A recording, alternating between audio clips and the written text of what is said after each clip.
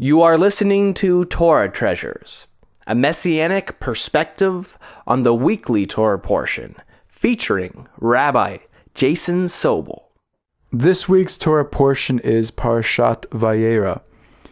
Genesis chapter 18, we read the following. The Lord appeared to Abraham near the great trees of Mamre, while he was sitting at the entrance of his tent in the heat of the day. Abraham looked up and saw the three men standing nearby. When he saw them, he hurried from the entrance of his tent to meet them and bowed low to the ground.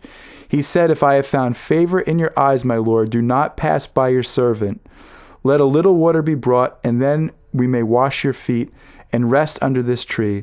Let us get you something to eat so that you can be refreshed, and then go on your way, now that you have come to your servant." Very well, they answered, "Do as you say." In this week's Torah portion, what is the primary spiritual lesson that we learn? Why is it so important, and how can we practically implement it? The primary spiritual lesson we learn from this passage is hospitality. The Hebrew term for hospitality is chaknasat orchim, which literally means to welcome or bring in guests.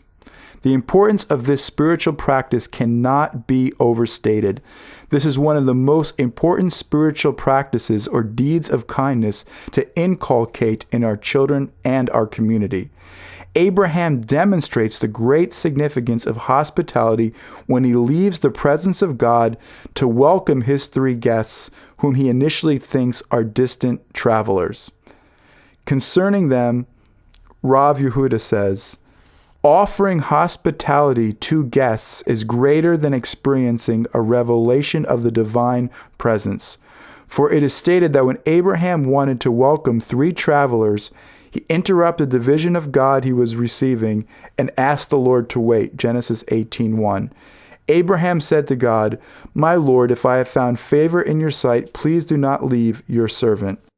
If Abraham was willing to break his communion with God to take care of foreign travelers, how much more so should we make the mitzvah a priority in our lives? This spiritual practice is also very important due to the great spiritual benefits that are associated with it.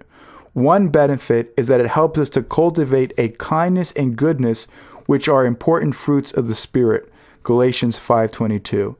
Thus, hospitality not only benefits our guests, but spiritually transforms us. It is also an essential aspect of successful outreach. Concerning Abraham's hospitality and outreach, we read, "And he called on the name of the Lord there, the God of the world." Resh Lakish said, "Read not, and he called, but, and he caused to call," meaning that our father Abraham caused the name of the Holy One to be called by the mouth of every passerby. How did he accomplish this?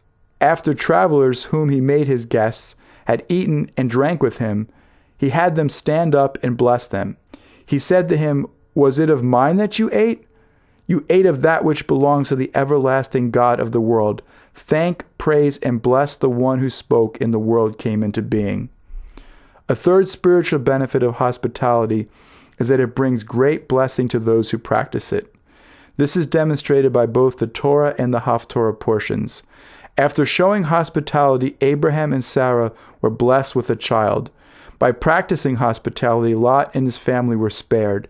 In the merit of hospitality, the barren Shulamite woman in our Haftorah portion, our prophetic reading, was blessed with a child who was later raised from the dead by Elisha, 2 Kings 4:1.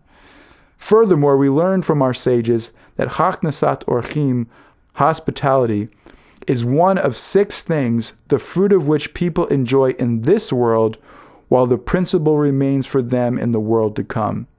It is clear from these examples that hospitality has the power to bring great blessing and reward into our life, both in this world and in the world to come. Abraham is the role model par excellence for the spiritual practice of hospitality.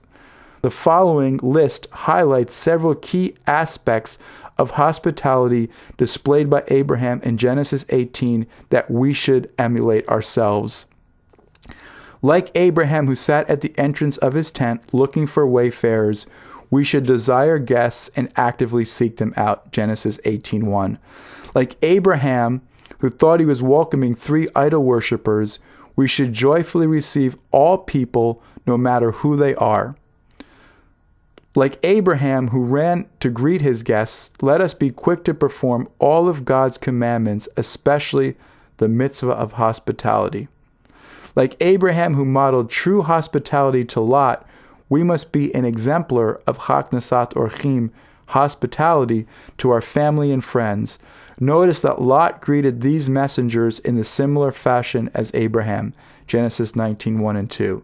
The magnitude of this spiritual practice is also underscored by the Brit Chadashah, the New Covenant. Don't forget to show hospitality to strangers, for some who have done this have entertained angels without realizing it. Hebrews 13:2, alluding to Genesis 18. Dear friend, you are being faithful to God when you care for the traveling brethren who pass through, especially if they are strangers to you. 3 John 1:5. Let us demonstrate our faithfulness to God and love for our neighbor by practicing hospitality like Abraham our father.